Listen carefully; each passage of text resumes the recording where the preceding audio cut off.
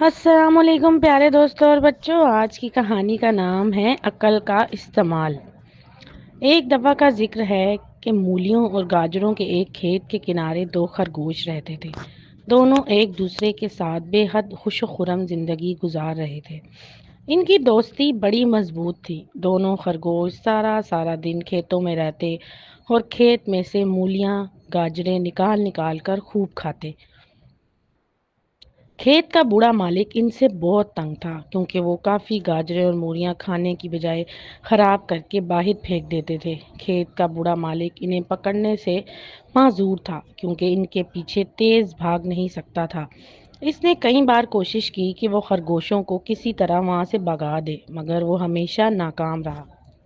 بالآخر ایک دن کھیت کے مالک نے خرگوشوں کی حرکتوں سے تنگ آ کر یہ فیصلہ کیا کہ وہ آئندہ مولیاں اور گاجریں کاشت نہیں کرے گا، کیونکہ تمام فصل خرگوشوں کی وجہ سے خراب ہو جاتی ہے۔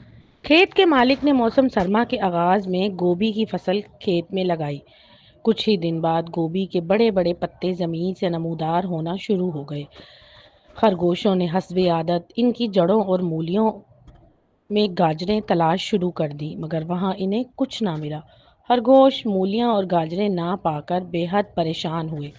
مجبوری کے عالم میں وہ غذا کی تلاش میں ادھر ادھر نکل جاتے اور کچھ نہ کچھ ڈھونڈ کر گزارا کر لیا کرتے۔ کچھ دن تو یوں ہی گزر گئے، پھر جاڑے کا سخت موسم شروع ہو گیا تو خرگوشوں کے لیے زندگی گزارنا دشوار ہو گیا۔ کھیت میں کوئی ایسی آرام دہ جگہ موجود نہ تھی جس میں وہ سردی سے محفوظ رہ پاتے۔ اس کے علاوہ خرگوشوں کے پاس صرف ایک ہی سرنگ تھی جس میں وہ دونوں دبک کر سردی سے بچنے کی کوشش کرتے۔ چادر اتنی بڑی اور گرم نہیں تھی ان دونوں کو سردی سے محفوظ رکھ پاتی۔ ایک دن ایک خرگوش کی نظر کھیت میں لگے پتلے پر پڑی تو اس کی آنکھیں چمک اٹھی۔ پتلے پر گرم قمیض پڑی ہوئی تھی اور سر پر بڑا سا ہیٹ تھا۔ یہ کھیت میں پرندوں کو بھگانے کے لیے نصب کیا گیا تھا۔ گرم کپڑے دیکھ کر اس نے اپنے ساتھی کو فوراً بلایا۔ وہ دونوں تقریباً بھاگتے ہوئے اس پتلے کے پاس پہنچے۔ پہلے تو انہوں نے اپنی عقل پر افسوس کیا کہ کئی دن سے وہ پتلا وہاں موجود تھا، مگر انہیں ذرا بھی اس کا خیال نہیں آیا۔ ایک خرگوش نے پتلے کی نیلے رنگ کی موٹی قمیض اتار کر پہن لی، جبکہ دوسرے نے سر کو سردی سے بچانے کے لیے پتلے کا ہیٹ پہن لیا۔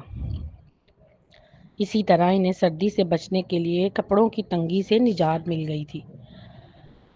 پتلے کی ٹانگوں میں جو جوتے تھے وہ اون اوس پڑنے سے کافی بھیگ چکے تھے۔ ہیٹ لینے والے خرگوش نے وہ جوتے لے لیے اور ان کا پانی نچوڑ کر انہیں وہاں پاؤں میں پہن لیا۔ زمین سے پہنچنے والی ٹھنڈک سے وہ محفوظ ہو چکا تھا۔ دونوں خرگوشوں نے سردی سے سکون ملنے پر خوراک کی تلاش شروع کر دی، کیونکہ گاجروں اور مولیوں کے بغیر ان کی زندگی پھیکی پڑ چکی تھی۔ وہ دونوں خرگوش چلتے چلتے گوبھی کے کھیت میں پہنچ گئے۔ ایک خرگوش نے گوبھی کا بڑا پتا توڑا اور منہ میں ڈال کر چبایا۔ وہ ذائقے میں برا تھا۔ اس نے گوبھی کا پتا وہیں پھینک دیا اور آگے بڑھ گیا۔ وہ دونوں چلتے چلتے کھیت کے مالک کے گھر پہنچ گئے۔ اس طرح کافی پہلے آنے کا انہیں اتفاق نہیں ہوا۔ گھر کو دیکھ کر انہیں کافی حوصلہ ہوا کہ یہاں انہیں کھانے پینے کا سامان ضرور مل جائے گا۔ وہ کچھ آگے بڑھے تو گرم گرم ہوا کی لہر نے ان کے بدن کو سکون بخشا۔ یہ گرم ہوا دیوار کی طرف سے آ رہی تھی۔ خرگوش نے جھانک کر اسی طرف دیکھا تو انہیں باہر ایک آتش دان جلتا ہوا دکھائی دیا، جس کے قریب ایک بلی لیٹی آرام کر رہی تھی۔ خرگوش گرمائش پا کر تو بے حد خوش ہوئے، مگر بلی دیکھ کر وہ بہت پریشان ہوئے۔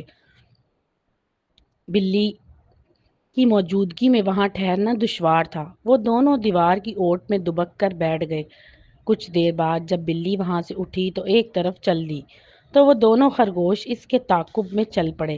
بلی ایک کمرے میں داخل ہوئی اور اس نے وہاں ایک طرف پڑے ہوئے برتن میں سے دودھ پیا اور قریب موجود چھوٹے سے ٹوکری نما گھر میں گئی جو کنڈوں سے بنا ہوا تھا۔ یہ بلی کو سردی سے محفوظ رکھتا تھا۔ خرگوشوں نے جب بلی کا گھر دیکھا تو انہیں بڑا رشک آیا کہ ان کے پاس ایسا گھر کیوں نہیں ہے۔ خرگوشوں کو سخت بھوک لگی ہوئی تھی۔ انہوں نے گھر کا خیال چھوڑ کر خوراک کی تلاش میں کمروں کے اندر گھومنا پھرنا شروع کر دیا۔ ایک چھوٹے سے کمرے میں انہیں کئی بوریاں دکھائی دیں، شاید یہ گودام تھا۔ کچھ دیر کوشش کے بعد انہیں گاجروں کی ایک بڑی بوری مل گئی جس میں سے گاجریں باہر نکلی پڑی تھیں۔ گاجریں دیکھ کر خرگوشوں کے منہ میں پانی بھر آیا۔ انہوں نے فوراً ان پر ڈھابہ بول دیا۔ ایک خرگوش کچھ سمجھدار تھا، اس نے اپنے ساتھی سے کہا انہیں لالچ سے کام نہیں لینا چاہیے، کیونکہ معلوم نہیں سردیوں کا موسم کب ختم ہوگا اور مالک کب کھیت میں گاجریں بوئے گا، اس لیے انہیں احتیاط سے خوراک استعمال کرنا چاہیے تاکہ سردی کا موسم بھی گزر جائے اور خوراک کی کمی بھی نہ ہو۔ دوسرے خرگوش نے اس کی بات سے مکمل اتفاق کیا اور پھر دونوں نے بڑی مقدار میں گاجریں کھائیں۔ پیٹ جب بھر گیا تو انہیں رہنے کی فکر لاحق ہوئی۔ کمروں میں انہیں کوئی محفوظ جگہ نہیں تھی جہاں وہ دبک کر پڑے رہتے۔ دوسرا، یہ کھیت کا مالک کا گھر تھا، اگر وہ انہیں دیکھ لیتا تو انہیں پکڑنے میں اس سے زیادہ محنت نہیں کرنی پڑتی۔ سمجھدار خرگوش نے دوسرے سے کہا بلی کچھ زیادہ بڑی نہیں ہے، اگر اسے ڈرا دیا جائے تو وہ اپنے گھر سے دستبردار ہو سکتی ہے۔ دوسرے خرگوش نے پوچھا کہ بلی کو کیسے ڈرایا جائے؟ سمجھدار خرگوش نے کہا کہ میرے ذہن میں ایک ترکیب ہے، اگر یہ کارگر ہوئی تو اس مسئلے کا حل ہو جائے گا۔ وہ دونوں بلی کے ٹوکرے نما گھر کے قریب پہنچے۔ سمجھدار خرگوش نے گھر کی دیوار سے منہ لگا کر عجیب عجیب سی آوازیں نکالی۔ بلی اندر آرام سے سو رہی تھی۔ اس نے جب آوازیں سنی تو وہ خوفزدہ ہو کر اٹھ بیٹھی۔ وہ ابھی آوازوں کو سمجھنے کی کوشش کر رہی تھی کہ سمجھدار خرگوش نے ایک بڑی سی ٹہنی ہاتھ میں لی اور جست لگا کر گھر کے اندر داخل ہو گیا۔ بلی اسے دیکھ کر سہم گئی۔ خرگوش نے ٹہنی زور سے بلی کی ناک پر ماری۔ بلی کی ناک بڑی نازک ہوتی ہے، اس لیے بلی ڈر کر گھر سے نکل گئی اور خرگوش نے اس کے پیارے سے گھر پر قبضہ کر لیا اور وہیں رہنے لگے۔ تو دوستو، اگر آپ کو یہ کہانی پسند آئے تو میرے چینل کو لائک اور سبسکرائب ضرور کیجیے گا۔